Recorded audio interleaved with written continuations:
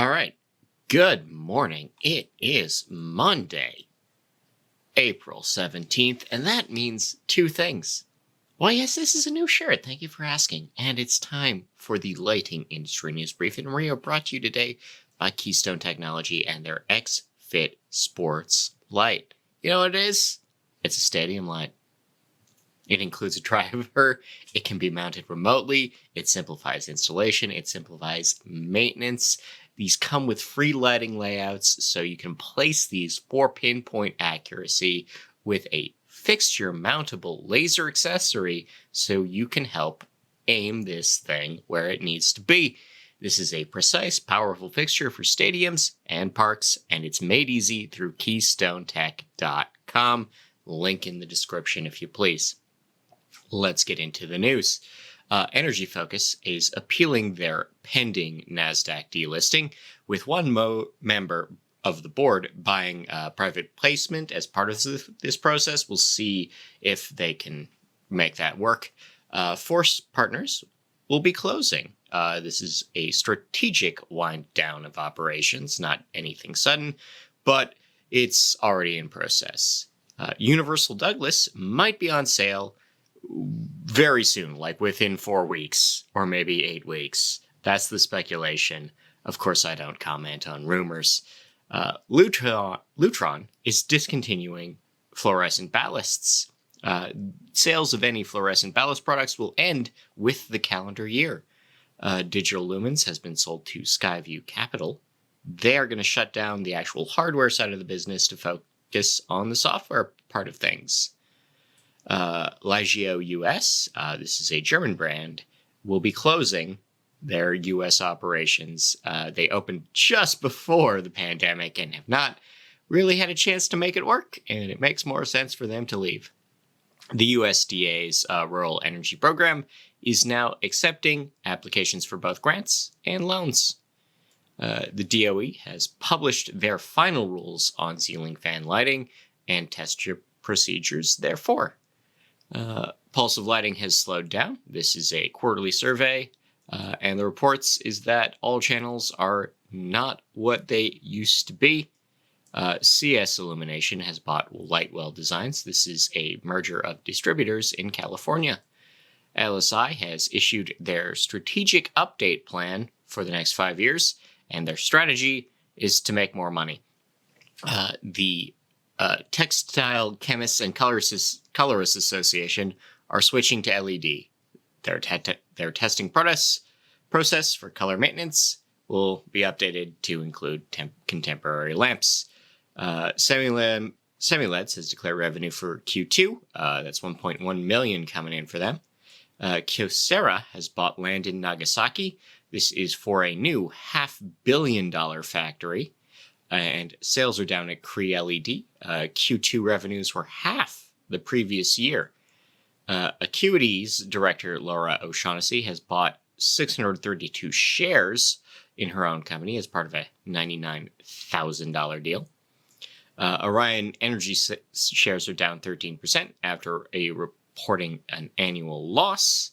Magnitude, a lighting designer and developer, will be shifting their headquarters into Irvine, California. Philips claims that they have new A19 bulbs that are 40% more efficient than LEDs. That's what they say.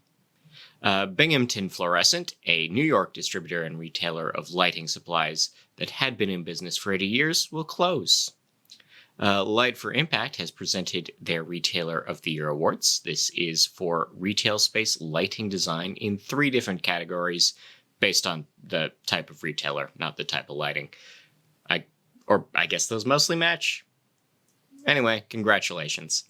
The USIAI, it will be collaborating with Turf Design. This is a lighting manufacturer teaming with an acoustical tile and panel maker for solutions that make our offices seem a little less echoey.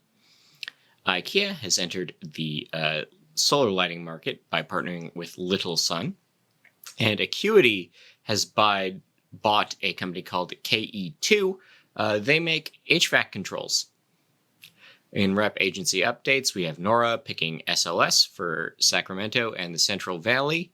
JD Martin will be repping Dialite in Florida, and Durabright has partnered with Wintron. In legal news, St. Paul, Minnesota has settled an unsuitable taxation lawsuit with $640,000 in payouts for citizens being overbilled for street sweeping fees and lighting fees. The U.S. ITC is investigating Hinckley. Some landscape lighting they sell might be in violation of a complaint from WAC. KPMG has been fined £875,000 pounds sterling for their failed Lucheco audit. The Supreme Court of Quebec has upheld a homegrown cannabis ban, which means that personal growing will not go through in Quebec. So watch what you sell, or watch what you might have been planning to sell. Fairways is suing 4 different companies in a patent case related to glass lens LEDs. This is hitting Signify, Cooper, Sylvania, and Spectrum, a rep agency in Texas. In events news on the 27th, we have IES Chicago hosting a build-off in their national Luminaire competition. IEL Days Enlighten Europe has opened for registration. That event is set for June 30th and July 1st in Germany. NWC X Design will be offering guided tours of different buildings at Live Fair. These are lighting projects around the city. And registration for the IES annual conference is now open. In IoT news, Consumer Reports, the Consumer Reports publication, is forming a data privacy and labeling group. They're actually hiring IoT experts and privacy advocates right now to build that group. So, hey, maybe that's for you. Renesas is showing off a new 22-nanometer microcontroller. This is a new Bluetooth band semiconductor. Alert 360, a connected security group, has opened their first branch in Virginia. In market news, these are all predictions, of course, from various people. We have $6 billion predicted for lighting as a service market in the next 5 years, $2 billion for hyperconnectivity, 22% gains in vertical farming, 6% growth in LED drivers, a 21% increase in demand for UV LEDs, $15 billion for semiconductor gases. Commercial building automation will grow by 9%. Light control switches will hit $35 billion in value, and the smart city market is pegged to grow by 15%. In R&D, infrared recycling, not material recycling the energy, has improved incandescent performance. This is a new design from North Carolina State U. We have a study from Hangzhou finding that brighter, cooler lights are better for attention. This is specifically at 5300K and 500 lux, having the best results for students. This is a very small study, though. We also have a Shanghai Jiaotong University study finding that photon recycling also boosts incandescent lighting device performance. RICE-U has built a better surgical lighting rig. These lighting controls, combined with light robot arms, have cut surgery time by 25% just in setting up and moving things around, and I bet they don't have to wear the little headlamps anymore either. And constant lighting, which is to say 24 hours a day, spreads melanoma cells in mice. That's right, skin cancer gets worse if you are exposed to light all the time. If you're a mouse. Probably carries to humans, but, gotta say it that way. In dark sky news, mankind is definitively changing the entire environment at night. Saskatoon, Saskatchewan has reviewed a new dark sky lighting bylaw. The FCC has launched a space bureau to control satellites. Allen is weakening circadian rhythms overall. We also have a comprehensive look at other man-made changes at night. Big Bend is celebrating their first year as a dark sky place. Charleston, South Carolina is prepping for their dark sky week, as is Teasdale, Utah, the Rangeley Lakes in Maine, and Frankfort, Kentucky, and I assume many more. It's a national event. Keep an eye out for what we have to say about it. In recommended reading, all this is on nailed.org. We have a discussion of whether darkness is a luxury. We have a case study of retrofits at the Bandai Model Kit factory in Shizuoka. We have a discussion from the curators of the Smithsonian's Lights Out exhibit. We have Women in Dark Skies, a webinar you can watch right now.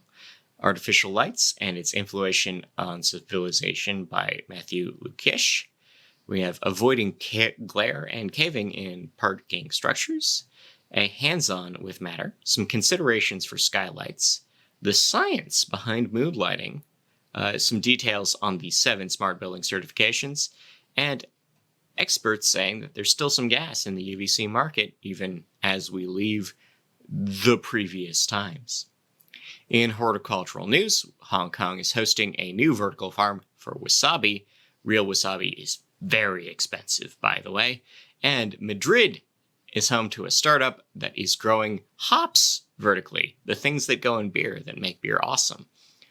In local news, Wisconsin highways will soon be done with the failed phosphors of Acuity-branded streetlights, and no one will have to deal with purple problems for a while. We have new instant rebates in PEI. Gaylord, Michigan's cannabis dispensary has lost their license over exterior lighting requirements. This is literally a retail space, not a farm. This is a retail space that lost their license. Waterloo, Ontario is experimenting with new lighting for pedestrian safety. Louisiana's Art and Science Museum is planning a Y2K neon night. We have a street lighting replacement program going on in Rockland County, New York. We have Hawaii refitting 3 nonprofit spaces. Radnor, Pennsylvania is swapping their street lighting out. $3 million in grants for Randall, Illinois' cycling and walkway infrastructure in parks. New Canaan, Connecticut budget includes lighting improvements funds. We have Portland, Oregon spending $15 million on replacing bollards in parks. Milwaukee is experiencing delays in their lighting repair projects. Charleston, West Virginia is swapping out 6,000 streetlights for LEDs. The IESO is expanding retrofit programs in small town and rural Ontario. And the New York MTA is testing blue lighting at subway stations for safety. They did this recently in Tokyo. It did work. No one knows why. In international news, Ypres, France's World Heritage site is going over to LED. Korea's energy infrastructure company will be sending over South Korea's power utility is joining IEA's Energy in Buildings and Communities program. The Dutch government is pushing for residential LEDs, and the semiconductor boom in Taiwan is boosting home prices over there. In people news, Brett Usher is joining Maxlight in a VP position. Viking Electric has reorganized their sales leadership. SGH has welcomed Michael Wellman as Chief Human Resources Officer. Manali Daduk is now the inside sales rep for AC Lighting, and Lighting Europe has elected a new executive board and president. In things you can make, we have an examination of a UVC USB dongle and how to make tiny OLED screens for your computer caps. UV Lighting has revealed a lost Bible verse. A 3rd century text is now offering an alternate translation of Matthew 12. And if you follow The Masked Singer, the lamp was Melissa Joan Hart. I'm Scott Wachter. Thank you for listening to me. Thank you to our sponsors. Enjoy your week and enjoy the music.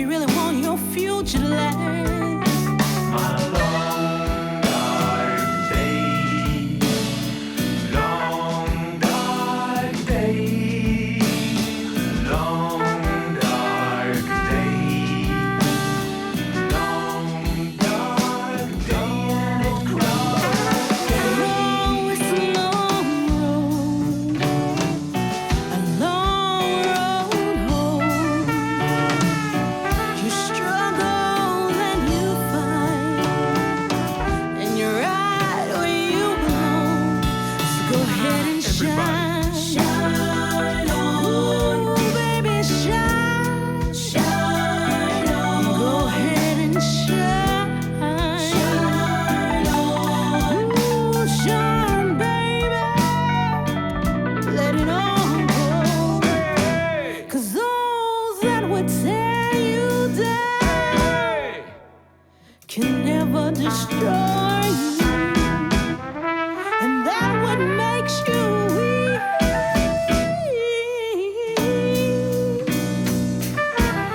is what makes you beautiful. Foggy about 'em blues. No, it's a long road, a long road home. Just take me home. You struggle and you fall, and you're right where you belong. So go ahead and Everybody. shine. Ooh, baby, shine. Go ahead and shine. Shine brightly, baby.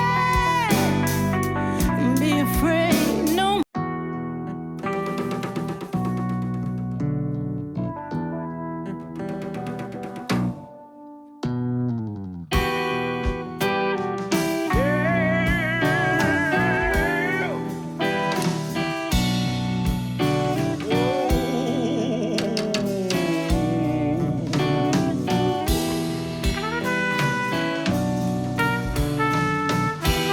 I'm coming for you. I said I'm coming for you. Mr. Tim Taylor and the saxophone swing. You've got to love yourself before you can love anyone else.